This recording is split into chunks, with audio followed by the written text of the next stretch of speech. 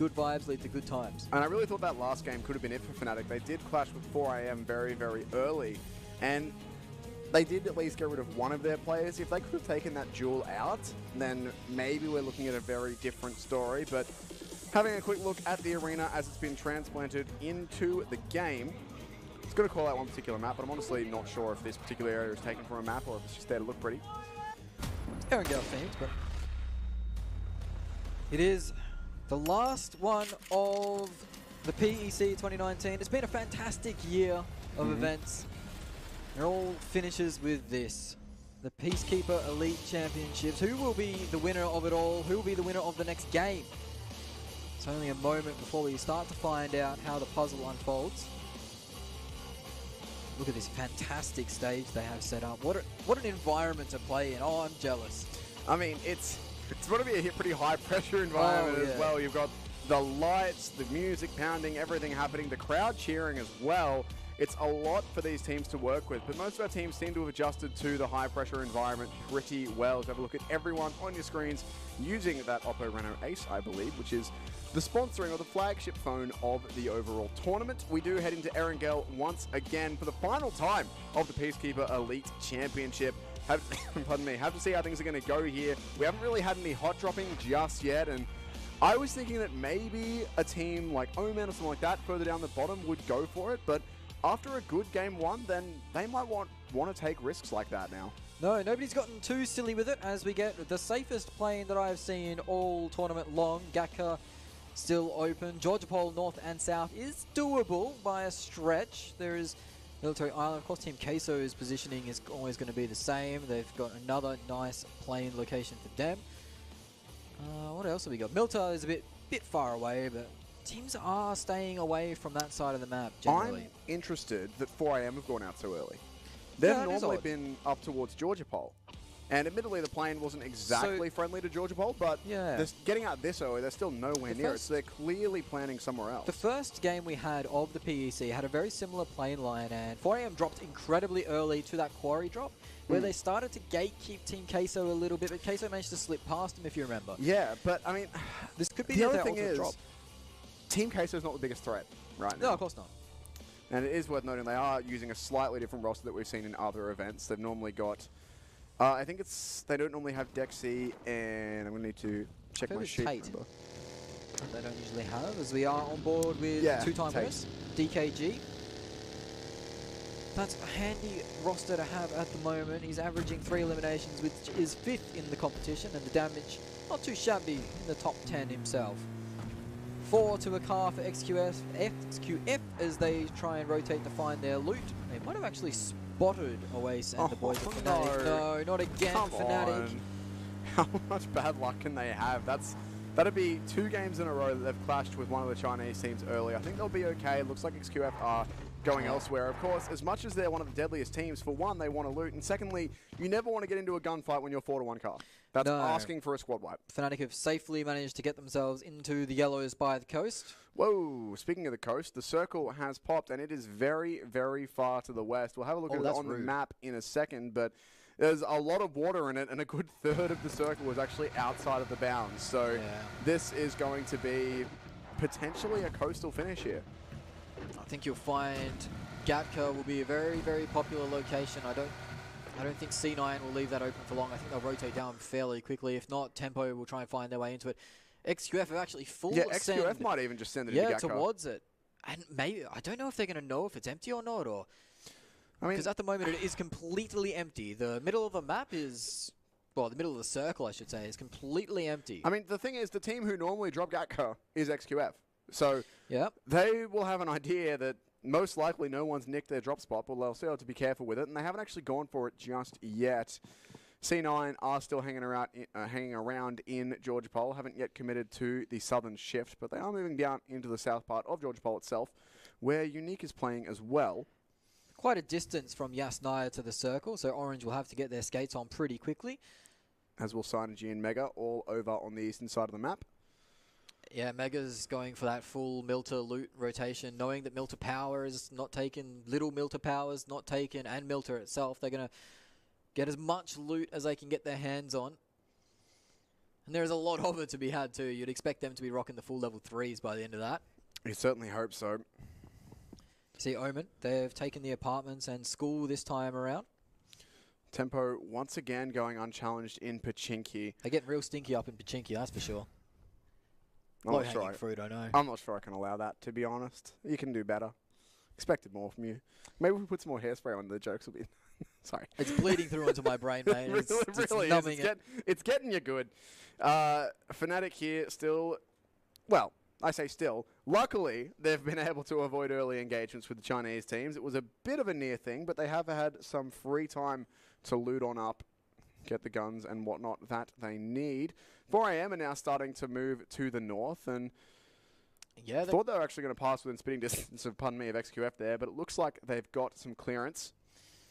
Yeah, those two are rather close to each other. It looks like everyone's kind of spread out at the moment. FFQ still find themselves on the military island with DKG. They'll have to push across eventually. 2 players from Fnatic are posted up on that western bridge, just hanging out, making sure there's no silly buggers.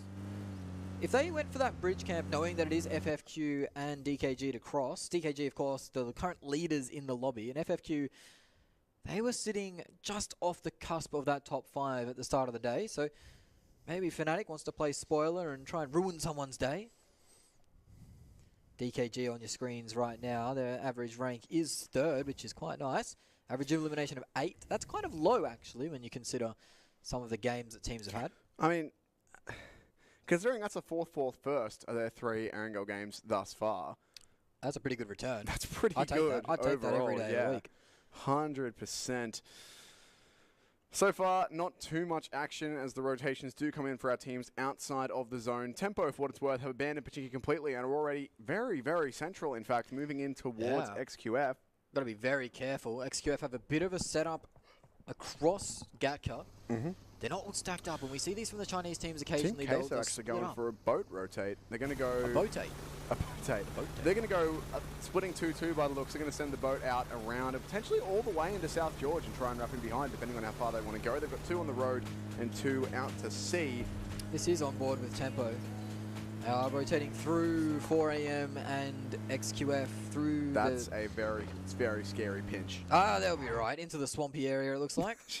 She'll be right, mate. Oh dear, it looks like they are going to get away just for free. 4 AM might have heard the car. Yeah, might have heard the car motors, engines. But I don't think they got eyes on. I don't know if Tempo saw 4 AM though. It looks like they might have, off the information that they're playing for this hillside here.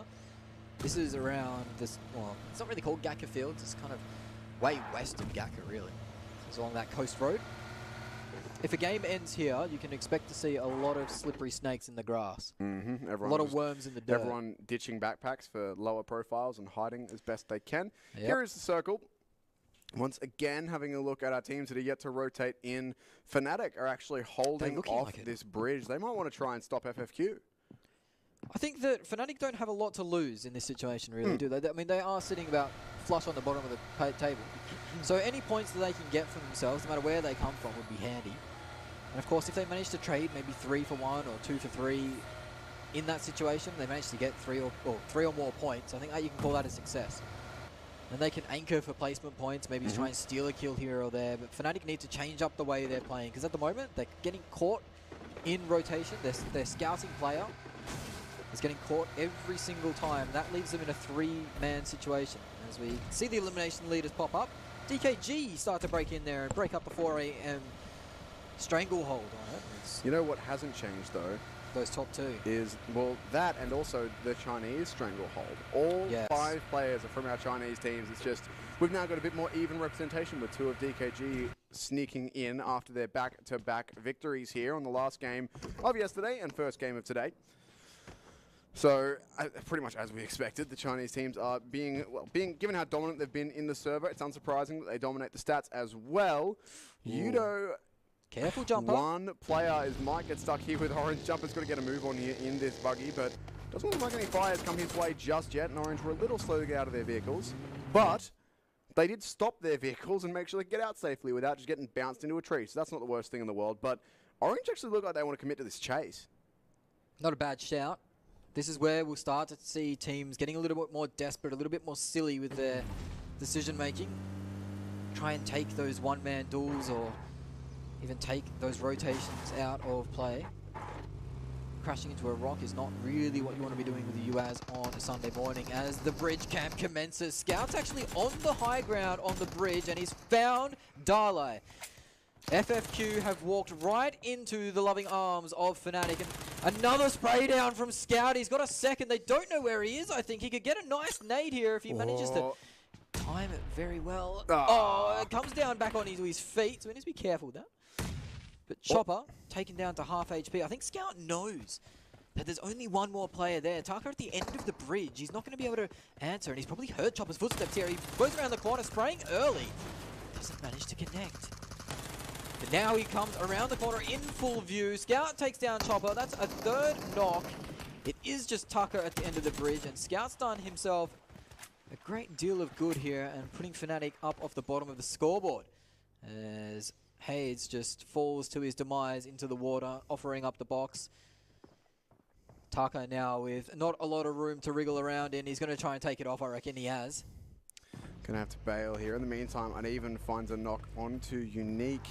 Fnatic looking for this player. They want to try and find him if they can, but Taka in this position is going to be under the bridge. That said, he's not going to be safe here for long. He will try and play the angle, getting what cover from the bridge that he can, but Fnatic might just decide to go and try find this. They know it's a reasonably free kill. He is stuck in the water. I think they might have a clue now. Yeah, Oasis is going down, but I'm not sure if he's on the right side. But I think Tucker's on the right side of the pole to be hidden at the moment. He hasn't been spotted just yet. Tucker will be hearing the engine of the car on the coastline, desperately line of sighting it. I think he might just be okay. The only real thing is how much time are Fnatic going to put into looking for this one. They are just about on the edge of the zone. If they cross the bridge onto the main island itself, they will be safe. So they've got a little bit of time to work with, no immediate pressure from behind them. But here we go, I just hope they won't commit too much for one frag. Ayla has been caught out a little bit, but he looks like he's making his smoke wall to make his escape. Got the cover, of course, from teammates on high. Now Cloud9 have piled themselves into a bit of a little stack. Ronak actually gets taken out by Taka. Taka hasn't quite got the finish on the kill yet, so the point still stands in limbo. But now his position's been given up. Surely we see the end of FFQ, and we do. Scout actually claims all four, boosting his statistics and showing why he's been highlighted as a star. FFQ will hang up the boots early days. Maybe they're a little distracted by the performer. Too keen to go get an autograph and bowing out pretty early. Perhaps. Fnatic, though, they do get that frag. More importantly, they don't sacrifice anything for it. They're not in that zone. They're not taking any damage. They didn't lose anyone. Not that you're likely to lose people to a player in the water, but still good to see that they are safe and will be able to get inside this zone for now, as you can see on the bottom of your screens there. That is an interesting shift. Nice. That is a Quarry Central Circle at the moment, which is a position players don't usually like playing around because it's got so much high and low ground, so many different levels. The terrain isn't friendly for gunfights, it's not friendly for grenades, it's really just a mess, to say the least. It is a little bit, I believe. Oh, this was Scout. Yeah, this is Scout getting so much work done. That mini Uzi tearing it up. It's a perfect range almost. Hayes was caught unaware. This was the third chopper going down after a bit of ring around the Rosie. He did manage to find him eventually on the last bullet, it seems, of the clip. And that was 3, and Taka made 4 for Scout. And that actually, I know it might not last, but Fnatic are currently in first in terms of this lobby right now. They have 4 points, no one else has anything, so that's a nice little change of pace for them. Yeah, take a picture, it'll last longer.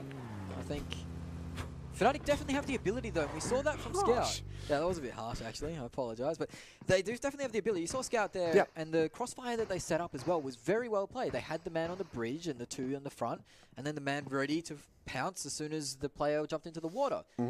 There's no shortage of skill in this lobby from any of the teams. It's just a case of making it all work together, really. Now, what's the go with Team Queso here? They sent their boat up the coast. It's now coming back down, so I guess they're going to go jump inland at Primorsk, I suppose. That is the southernmost tip of the circle, pretty much, in terms of the land, but they can get there. C9 looks like they have a little bit of action close by, but not too much. XQF and Omen Elite.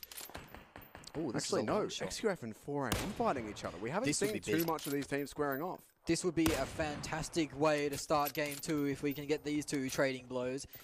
I think there'll be no love lost between them at the moment. Hasaki is in a wide angle position. If he gets spotted and he won't be able to get traded at all if he gets taken out. But of course, he will open up angles of attack onto XQF if he's left unchecked. On board with Mega, who had a fantastic game 1 compared to their average standard. So a lot of these Southeast Asian teams starting to get a wriggle on too. Speaking of which, Yudu coming out as well. They're eyeing up these yellows, but they are occupied by Synergy, who haven't had the best tournament, as you highlighted there. Sitting around that 8th place all the time is... This is an aggressive crash, Yudo, if you go for it. This is very aggressive. But this is the type of action that needs to start happening for these teams in that middle of the pack or the bottom of the pack to start moving up. Of course, almost every placement secures you more and more cash money. And everyone loves a little bit of that. Absolutely, it does. Synergy are opening up, though, and they've put enough shots into the side of jumper that Yudo are considering a different path, but they are committed here with at least one player, and now the rest of their squad is slowly moving in as well. Ooh, C9 nice getting into Seoul as well, elsewhere on the map, and Uneven's going to confirm that one for free as Yudo and Synergy charge at each other here inside this compound. Everyone now within the yellows. No significant contact made just yet, but nades back and forth. Careful, Fredo. That's big for Cloud9. They've been a team that's been relying more on placements than kills at the moment. They haven't been as aggressive as the other top of the board players or teams. So if they start getting aggressive and it starts paying off, they could rapidly climb this leaderboard and maybe secure themselves the top 3 by the end of this game. It is one big game that separates Cloud9, the North American Hope, from the top 3 Chinese teams. And it doesn't have to be a huge game from C9, it just has to be a slower game for the Chinese teams. Austin is on 1 HP and he will be found as well. So Drax is going to confirm him. That is one of Synergy's players down, and the rest all spotted here as well. They could get some shots in as they rotate out, and they've actually chosen to bail from the car. That's very dangerous indeed as they look to fight it. Oh, he's not quite lining up the driver's seat. This is a very dangerous moment. Chucking it in reverse is not what I'd be suggesting there.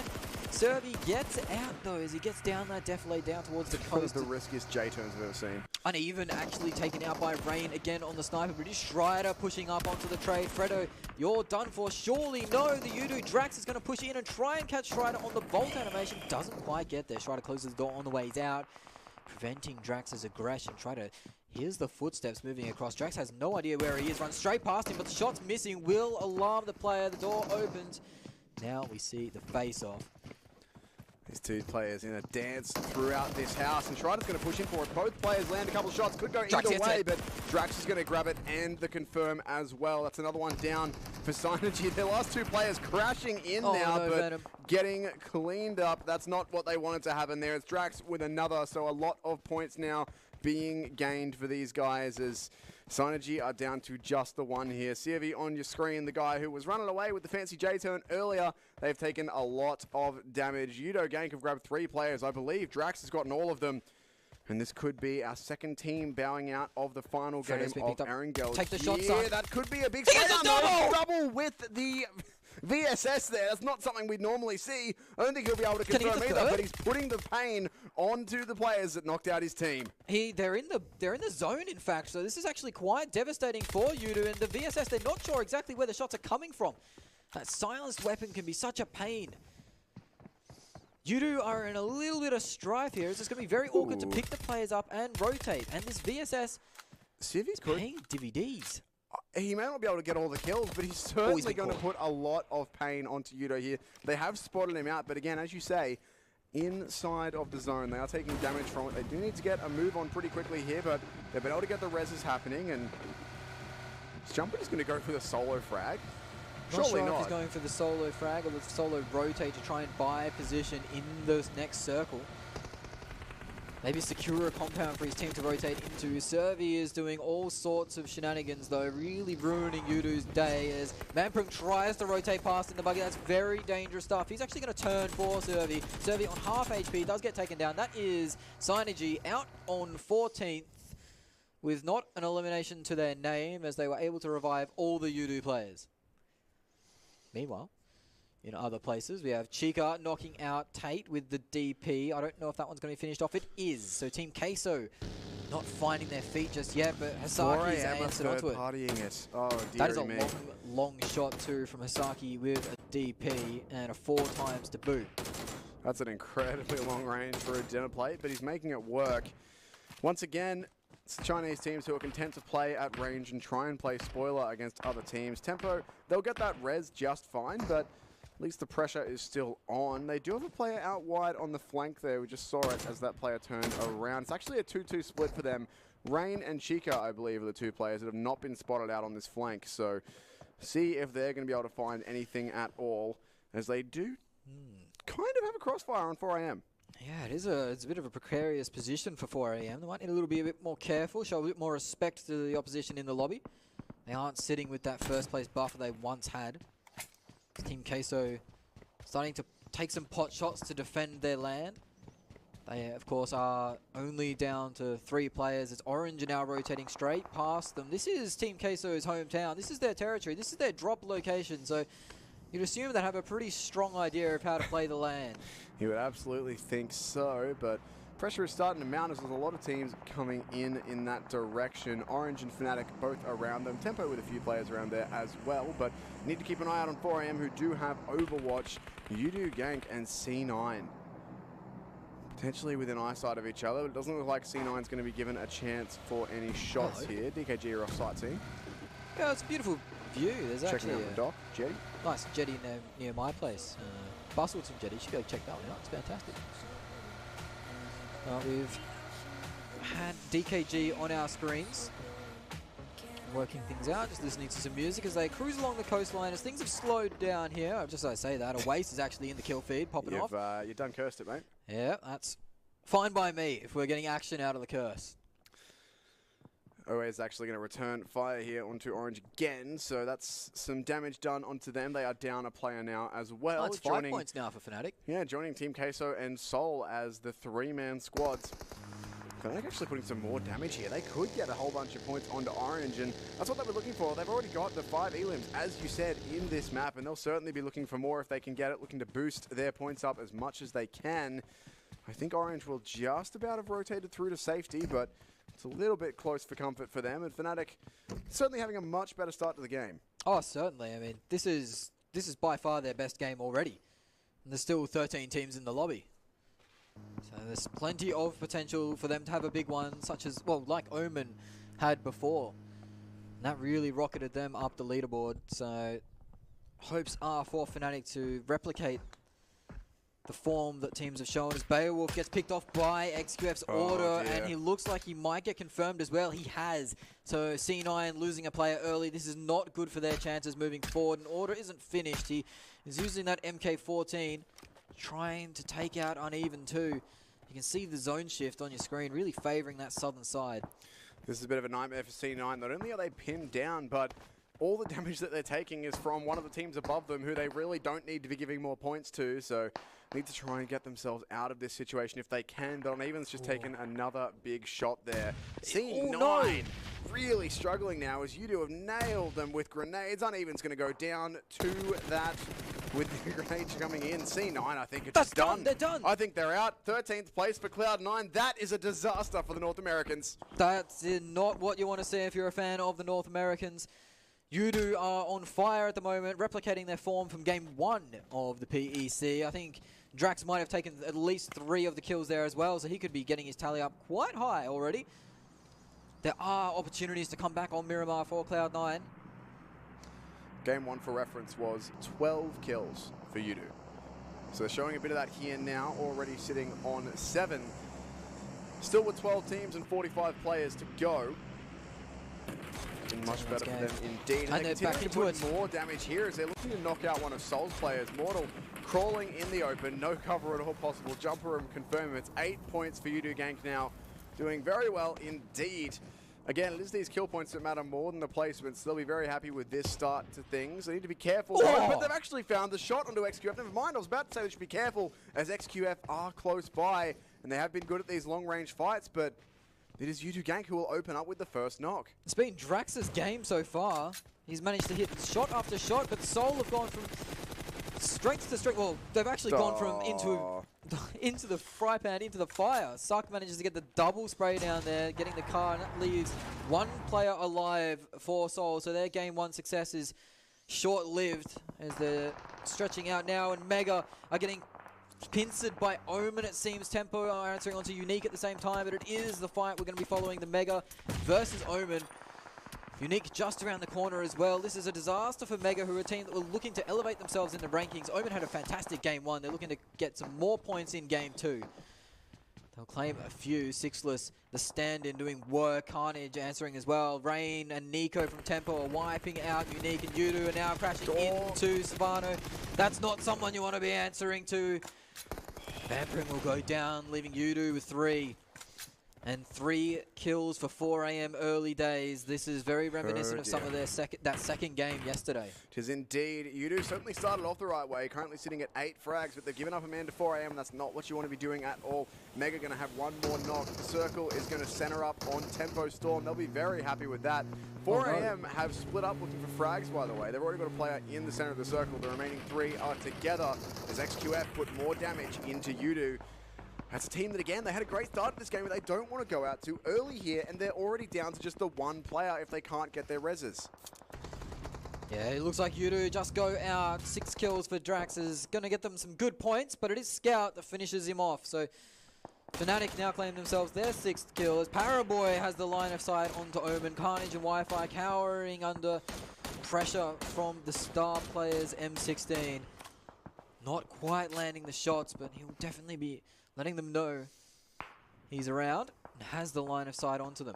Unique only down to 2 players as well, just over the ridgeline. The zone has been very favourable for Omen today, and it continues to be as they find themselves inside the zone again. If they can clear out Unique, they have a free run into the centre. Which is where Tempo are currently hiding, so things won't get easier for them, but the main thing is they need to avoid this pressure from XQF, and you can see that they're still taking shots on the way in. There you go, Mega has been knocked out as well, so we're bowing out in 10th place with no kills, unfortunately. That'll give them 1 point overall. Unique struggling to find ground at the moment as Dexy has thrown a nade Stalker's direction, and he's caught it with open arms. Orange going down very quickly. They're down to 1 player. Scout actually gets the knock onto Pop, but Marco confirms Stalker with the nade of his own. Paraboy keeping an eye on this Omen fight as Pop's confirmed by a Scout, so that's Orange down to 1 player remaining. And 7 points for Fnatic off the start here. A big turnaround for them on the final game of Miramar, of Arendelle even, for this tournament. Unique now under pressure from DKG. Old Boy's been found and will surely be knocked in just a moment. Rogue's actually found a shot on Tempo in the meantime, but only 2 players left for our European representatives, and they are taking a lot of fire. Sure, it's only a matter of time before these shots start to land from Crazy, and there's a lot of teams who do have a line on Team Unique up top of the hill there as well. Orange's last player is in a little bit of trouble as 4 AM having him in the sides. Down. Hisaki, yeah, it's all over but the crying. Orange go out in 9th place with no eliminations to their names. 4 AM start to move up, but have actually been caught out as 2 of their players drop almost instantly. Spec and Coolboy combine to knock down 2 4 AM players. Sixless has been found by Paraboy, and Scout continues on his winning ways of knocking players down. Omen just can't get away from Paraboy here. He's actually pushed out of the building that he had, which it's in the zone now, so he had to move, but he's so determined to get rid of Omen here. He sees blood. He's looking for his players, trying desperately to find it. They look like they should be able to get the res just fine, but still need to be pretty careful here as your Team Unique are up on top of the hill. You can see it. They can't really rotate out of this position too freely. XQF are moving around to try and find the angle on that. You can see how far they're spread out as well. They've got quite a field of fire. That is 7 of the 8 eliminations for Fnatic are on Scout's weapons at the moment. It's a massive individual performance from him, and it's something that they really needed to get back into this. As a waste does go down, the car explosion and the mini will finish that off. Don't know if Ronak's going to be able to get it there to revive him. He's throwing out the smokes, trying to create the wall, the cover, as Hasaki has lined up Chica as they start to rotate in from the eastern side. That Tempo 4 AM fight's going to be a big one. Breakout any moment, you'd think. Yeah, 4AM are on the way in now. They're even sending Hazaki in first with the car to try and draw some fire, make some presence as the rest of his team, I should say, do push up with the guns. Hazaki actually just going to push in straight away and try and take this one out. He's got a nade in hand to help him find some space as well. He's going to cop a big amount of damage, but now he'll throw his own in. A Tempo Storm right on top of 4AM. There's going to be a big fight for them. And XQF could potentially come in the third party this as well. Tempo are returning fire with grenades of their own, but they are getting knocked down very low on HP. This is a fight that's a big one for the state of the game as Paraboy gets a nade onto Carnage. Rogue gets knocked out by XQF as well. They're on the charge. In the picture-in-picture, you can see Order moving up. He's now just bandaging up, but it is Tempo Storm. They're under a lot of pressure. They're hiding in a little wooden shack. Scout gets another knock. That's his 8th of the game. He confirms it too. He's got another one too. He's up to 9 eliminations. 4 Scouts so far. Can he break double digits? We'll have to wait and see as Spec finds Fanovo. That's a good knock as well, returned by Hisaki. The flank comes out. Jinhee, 3 players from Tempo on the deck. Nico, the only one remaining. What can he do to hold on to hope for the North American team? Cloud9 are out. Omen on the brink, and now Tempo. They're circling the drain as Spec gets confirmed. Rain gets confirmed. It is Nico out and done. 4AM move through. Omen. They're down to 2 players as XQF have pushed up onto them. It is Zute alive at the moment. Wi-Fi looks to be confirmed. Paraboy nicks it even from his own teammate, but more damage done by him. Our Chinese team's on a rampage here. 8 kills for 4AM, 5 for XQF. And unfortunately, for all the North American fans, it has been the NA teams that have been squarely in their crosshairs thus far. C9 gone, Tempo gone, Omen down to just the 1. As Sixless takes a grenade and is knocked down. It could be all of our NA teams going out very, very early here. That nade looks, thought it was good, but won't clean up Sixless. However, it's only 1 player left for Omen, desperately holding on to it. It's Fnatic who are still the points leaders, though, with all of their early frags, sitting at 10 thus far, and 4 players still up. Yeah, the Chinese teams look so strong at the moment. We've got 3 up for 4AM and then 4 for XQF and DKG. Fnatic, the only other team with 4 players remaining, really have to play spoiler if we want to see a region other than China take this game 2 of the day out, game 6 in total. Zute left alone in the wilderness. Not sure if XQF know where he is. Unique have Old Boy as well that can play spoiler. He's in a fantastic position central to the circle. Fnatic aren't occupying a lot of territory right now. It is DKG with the most territory as Omen bow out to the zone. Yeah. And Jinhee knows and gets the nade onto Ash. This could signal the end of Fnatic. 4AM might play aggressive here. They is evened up to a 3-3. Scout starts to throw the smokes out. Has the idea of picking up his friend in Ash. Look how confident 4AM are, though. They're already on this fight. And actually, they're engaging with XQF as well. Fnatic getting involved in this fight, too. All 3 Chinese teams are fighting Fnatic from very different angles here. DKG pushing around. 4AM trying to avoid getting crossfire there as well. Jinhee's going to fall back to his teammates. Doesn't want to get caught.